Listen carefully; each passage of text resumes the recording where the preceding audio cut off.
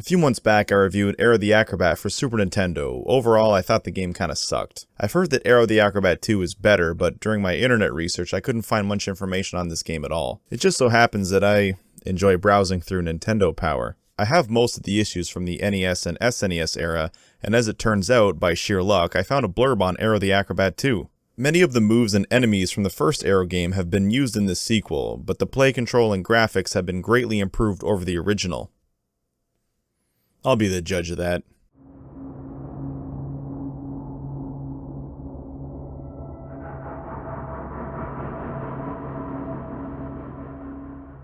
Aero the Acro-bat 2, like the first game, is an action platformer. You control Aero through 7 levels, all with 3 acts, except the final stage, which only has 1 act. I guess first I'll point out the improvements over the original. Number 1, the controls.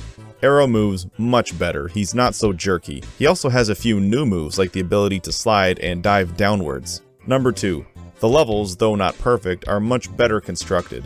Number 3, spikes don't one-shot kill you. Number 4, if you're on, say, level 1 Act 3 and to get a game over, if you continue, you start on level 1 Act 3. No more going back to Act 1. Number 5, the levels no longer have silly objectives that you must complete in order to beat the stage. Here, you just have to get to the end. Number 6, we have passwords. You won't have to beat this in one sitting. So those are some welcomed improvements, but how does the game stand on its own? Well, it's easier than the first game, possibly because there's not so many one-hit kill traps and also how you're able to continue from the act you're on. I was actually able to beat this game. The levels are big and are packed full of secrets. Each level has 4 letters that spell out Aero, and if you collect them all, you get to play a bonus minigame to win extra lives. Occasionally, you'll stumble across power-ups like the ability to fly for a limited time or to air dive twice. There's even a collectible token that, upon completing a stage, allows you to play a bonus act. I mentioned that Aero has a few new moves, the slide and the downward dive. Both are fine, but I barely use them. I only use the downward dive during one boss fight and to get a couple 1-ups. The slide I used a few times to access certain areas. Aero the Acro-bat 2 starts out really strong. The first 2 levels are lots of fun.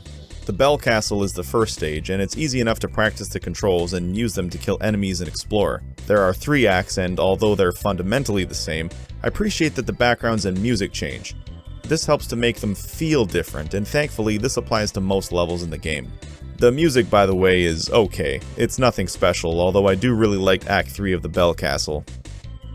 Stage 2 is the Borden Zone, in which you snowboard through the auto-scrolling mountains while jumping off ramps and avoiding obstacles. Kind of reminds me of that level in Yoshi's Island. I think it's great that they changed up the gameplay and kept it fun. Stage 3 is similar to Stage 1. This level is fine, but all 3 acts kind of feel like they drag a little bit. Plus the enemies are kind of annoying. These guys, for example, who jump out and surprise you. Stage 4 is Disco Fever. Now, this is where the game really starts to go downhill. Of all the stages in the game, this one seems to have the least effort put in. We have a disco theme, okay, fine. So how do we make a music stage? Well, let's put in random musical items like music notes, hi-hats, disco stew, lots of disco stew, metronomes, compact discs, wait, CDs? Wasn't disco popular in like the late 60s and 70s? You know, when we had vinyl records? Look at the background. Is that their version of a strobe light? Look, I like music. I love music, in fact, but this is just so generic. I expect this type of level from Wayne's World, but not here. Stage 5 is a factory. These acts are confusing and really drag on. Otherwise, it's just more of the same shit, just in a factory. Stage 6 is where the game starts to get better again. The Performer's Dungeon is a little more straightforward, where you have to make new paths by activating switches.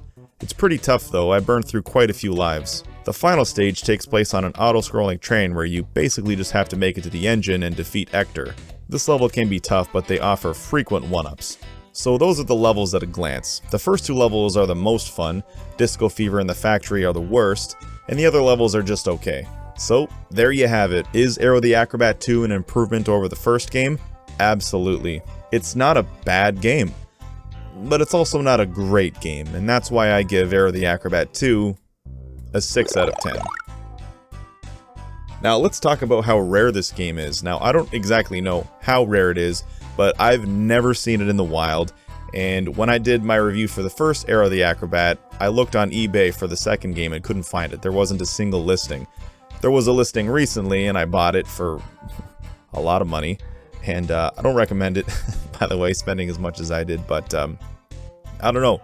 This game seems to be pretty rare. Do you own it? Do you have it? What do you think of it? Do you like it? Guys, I want to thank you so much again for watching. Please hit like, please subscribe, and I'll see you next week.